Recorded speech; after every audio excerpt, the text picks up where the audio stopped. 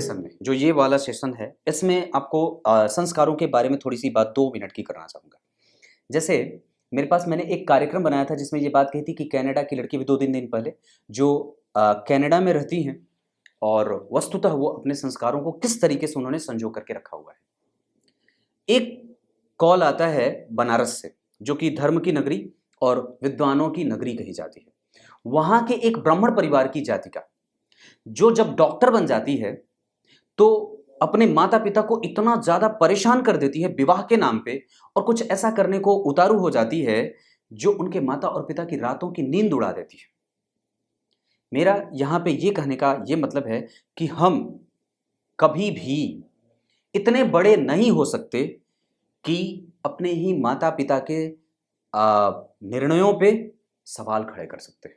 हमारे अंदर ना तो कभी उतनी अनुभव की आवश्यकता होनी चाहिए और ना ही कभी हम उतने अनुभवी हो सकते हैं, क्योंकि जो नेत्र प्रत्येक दिन सिकुड़ रहे हैं, जिनके आगे की चमड़ी और जिनके चारों तरफ की चमड़ियां सिकुड़ रही हैं, वस्तुतः उनके अंदर देखने की भेदन शक्ति बड़े ही कमजोर भले क्यों ना हो, पर अनुभव की शक्ति बड़ी होती है, जो आपके 25 साल के अनुभव से कई गुना ज्यादा भारी है।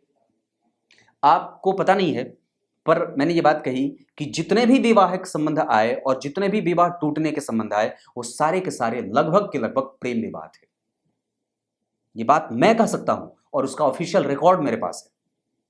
वो सारे के सारे प्रेम विवाह से संबंधित थे, जो प्रेम विवाह करे गए थे, और वस्तुतः उसमें कुंडलियों का कोई खच्चा चिट्ठा भी नहीं था, कोई नहीं था, जिसमें सिर्फ अपने आपसी प्रेम को मतलब एक किसी भी तरीके से तमगा बना करके और प्रेम विवाह किया जाता है, और बाद में जाकर के उसको तितर बितर करने में कोई संकोच कोई भी नहीं करता, ना तो वो कोई नहीं करता। जहां पे महिलाएं कई बार समर्पित होकर के अपने पति को प्रेम करती हैं, तो पति उसी पत्नी को प्रेम से विवाहिता का नाम दे करके विवाह करके लाता है और फिर मार के उसका जबड़ा तोड़ देता है। यह धनबाद की घटना है। ये मैं सुनता हूं और इस वजह से कई बार मुझे रातों में नींद नहीं आती है, मैं परेशान हो जाता हूं। दूसरी खबर कि अगर जैसे जो लोग कहते हैं कि ऊंचे हो जाने पे, पद पे चले जाने पे, मैंने कही थी ना वो बात, जिसमें ये बात कही थी कि पंडित जी मेरी बहन तो आईपीएस है, पर वो तो उसको मम्मी पापा ने कह दिया है कि अब तुमको जिससे विवाह करना है कर दो। तो फिर आप जरा सोच के देखो। मेरे पास एक और भी फोन आया था बिहार में मधुबनी से। आप लोगों को इतनी मैं कितनी कहानियां सुना सकता हूँ। मधुबनी से एक जातिका का फोन आया जिसमें वो किसी मुस्लिम लड़के से विवाह करना चाहती है। सच्ची बात है, मुस्लिम लड़के से विवाह करना चाहती है। उसकी कुंडली मुझे उसने दिखाई, और कुंडली तो चूंकि नंगा कर देती है लोगों को, उसमें तो पैंट भी नहीं पहने होते। तो उसने मुझे कुंडली दिखाई, तो मैंने ये बात कही कि ये कुंडली बिल्कुल ही खराब है, क्योंकि इस कुंडली में गुरु और सूर्य की हालत ठीक नहीं है। ये बिगड़ैल हैं। ये जातक एक नंबर का जो है वो झूठा हो सकता है, या फरेबी हो सकता है, या परेशान करने वाला हो सकता है।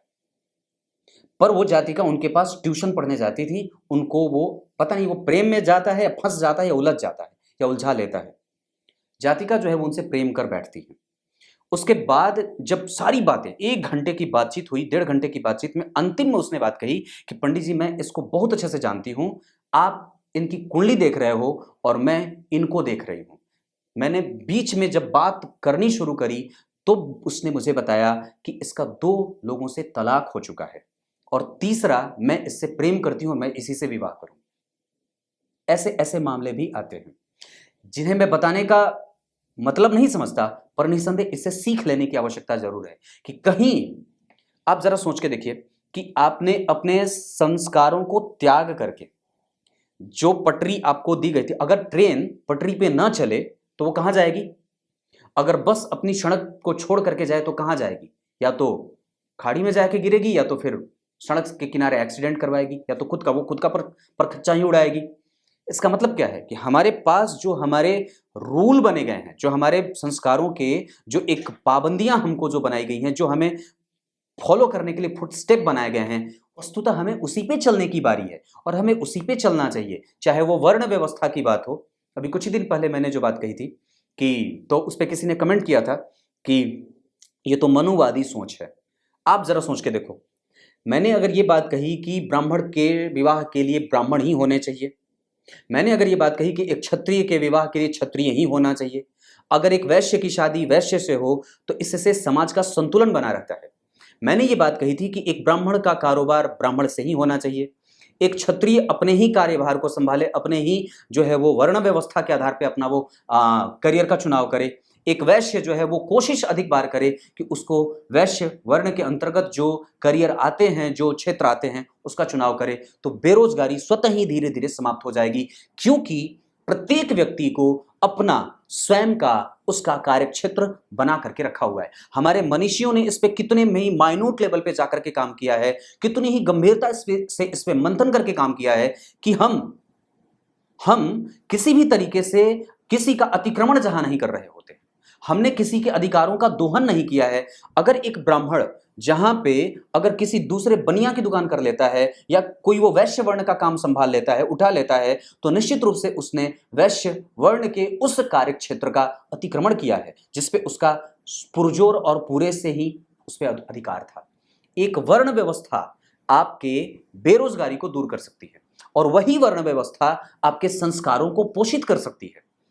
आप जरा सोच के देखिए, जैसे किसी भी कंपनी में आप, कुछ लोग ये कहेंगे कि वर्ण व्यवस्था या मनुवादी सोच या फिर मनु के जो नियम बनाए गए हैं वो कहीं ना कहीं समाज को कमजोर करते हैं, जबकि ऐसा बिल्कुल भी नहीं है। ये कहने वाले उन लोगों को शायद ये बात पता नहीं है कि आप जब किसी भी कंपनी में काम करते हैं, चाहे वो TCS हो, चाहे वो इन्फोसिस हो, चाहे वो रिलायंस हो, चाहे वो कोई भी नेटवर्क हो, कोई बहुत बड़ी कंपनी, आप सोच के देखिए कि वहां पे एक चीफ होता है, कोई एक उस कंपनी का CEO होता है, कोई उसका मैनेजर होता है, कोई एग्जीक्यूटर होता है, कोई उसका जो है वो प्रोजेक्ट मैनेजर होता है, कोई उसका जो है वो कंसल्टेंट होता है, कोई उसका HR होता है, कोई उसका जो होता है वो कॉल सेंटर में जो है वो चीफ होता है, उसके नीचे कई सारी श्रेणियां बनी होती है। मतलब कहने का क्या है कि क्या वहां पे आप अगर ये कह रहे हैं कि हमारे पूर्वजों के द्वारा जो मनुवादी जो विचारधारा है, क्या वो यहाँ पे फॉलो नहीं किए गए? क्या वहां का जो दरवाजे पे खड़ा हुआ जो चौकीदार है वो कभी भी CEO के पास आसानी से पहुंच सकता है? नहीं पहुंच सकता, क्योंकि उसके पास वो जो है वो एजुकेशन होनी चाहिए, जो उसके पास जो क्वालिफिकेशन होनी चाहिए वो है नहीं। निश्चित रूप से वो उस भौतिकीय घर की सुरक्षा कर सकता है, पर आर्थिक रूप से जो एक विचारधारा है वो कहीं ना कहीं से उसको प्रभावित नहीं कर पाएगी। जो फंडामेंटल बेसिक नेसेसिटीज जो उस कंपनी के लिए उसका CEO समझ सकता है, वो कभी भी उस चौकीदार के मत्थे वो बात समझ में ही नहीं आएगी। उसके पास अलग क्षेत्र के अनुभव हैं और इस व्यक्ति के पास अलग क्षेत्र के अनुभव हैं। तो कहीं ना कहीं वहां पे भी जो है वो ये जो एक हायरार्की है वो बना हुआ है कि एक CEO है, उसके नीचे मैनेजर है, उसके अंदर एग्जीक्यूटर है, उसके अंदर जो है वो सुपरवाइज करने वाला है। ऐसे वो चीजें बनी हुई श्रेणीबद्ध हैं वो, तो हमें उस चीज को तो वहां भी तो पालन कर रहे हैं। और यहां पे जब वो बात आती है तो आप ये कहते हैं कि ये मनुवादी सोच है जो व्यक्ति को पीछे लेके जाती है। ये दोनों एक साथ चीजें कैसे हो सकती है? निश्चित रूप से हमने संस्कारों को छोड़ा है, निश्चित रूप से हमें क्या देखना चाहिए हमने इस चीज को छोड़ा है, निश्चित रूप से हमने क्या पकड़ना चाहिए हमने उस चीज को छोड़ा है, और जो चीज पकड़नी चाहिए दरअसल हम उसको पिछड़ा हुआ मान लेते हैं और दरअसल हम उसे छोटी सोच या फिर कमजोर कह के उसको छोड़ देते हैं कि नहीं, ये चीज, इस चीज की आवश्यकता नहीं है, मैं बहुत बड़े पद पे हूं, अब मैं कुछ भी कर सकती हूं, अगर मैं IAS हो गई हूं तो मुझे किसी से भी विवाह करने का अधिकार है, अगर मैं IPS हो गया हूं तो मैं कुछ भी कर सकता हूं, समाज के किसी भी वर्ग को उठा करके पोषित कर सकता हूं, समाज के किसी भी वर्ग के साथ कुछ भी कर सकता हूं। ऐसा नहीं है, क्योंकि निश्चित रूप से जो ग्रंथ आपने पढ़े हैं, जो पुस्तक आप पढ़ के गए हैं, वो कभी भी आपको किसी भी तरीके से किसी के अधिकारों का और किसी भी संस्कारों का हनन करने का न्योता नहीं देते। ये दूसरी बात थी। अब तीसरे मुद्दे पे बात करते हैं।